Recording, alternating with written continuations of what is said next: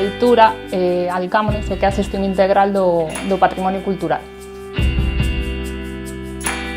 A nosa actividade está ligada á elaboración das memorias, a petición de proxectos, a xestión en gabinete do material das escavacións, as propias escavacións, pois ao control e seguimento de obras, no cambio de sumidoiros en cascos históricos.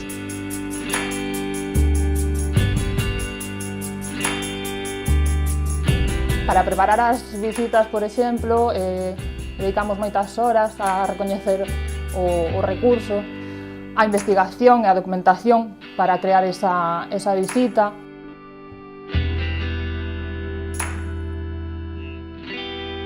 No ámbito da didáctica, pois tamén o que é a difusión, neste caso colaboramos ca Universidade de Vigo, na difusión do grau de Historia.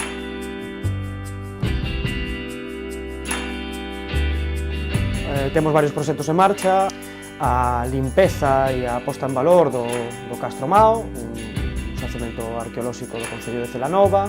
Vimos de rematar tamén a excavación arqueolóxica do Castro da Saceda. Vimos de rematar a posta en valor unha ruta interpretativa no Concello de Baños de Molgas.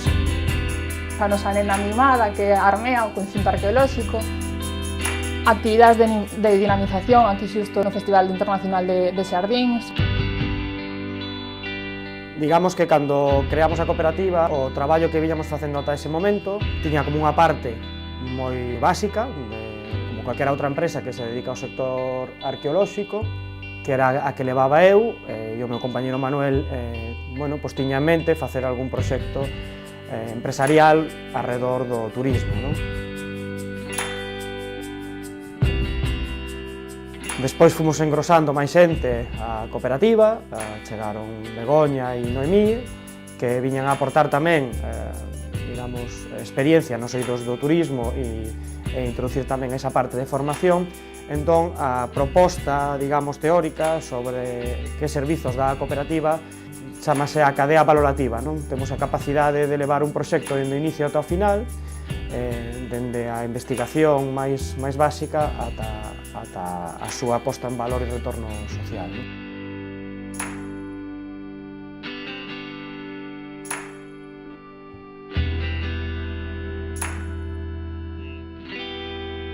Temos unha máxima que é todas as demandas, todas as necesidades que teñamos de externalizar servizos que non podamos acometer nós, digamos que a premisa era que, digamos, primeiro dentro do círculo cooperativo, e no caso de que non pudiéramos atopar aí ese servizo, pois o buscaríamos noutro lugar, non?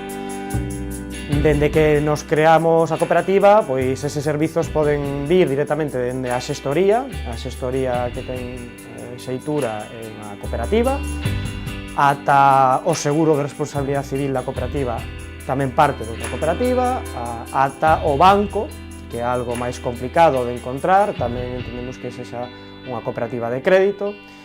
E despois, no que se refire á elaboración de proxectos, á implementación de proxectos, pois tamén sempre que necesitamos, digamos, colaborar para presentarnos a calquera iniciativa, intentamos que sexa primeiro a cooperativas, non?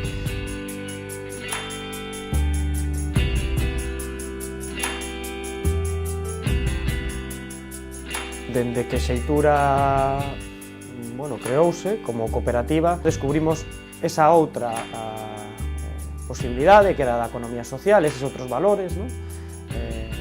Bueno, pois moito máis próximos á nosa forma de entender esta actividade, onde as decisións iban a ser tomadas de forma horizontal, onde non iba a haber xefes, onde, digamos, a equidade, non?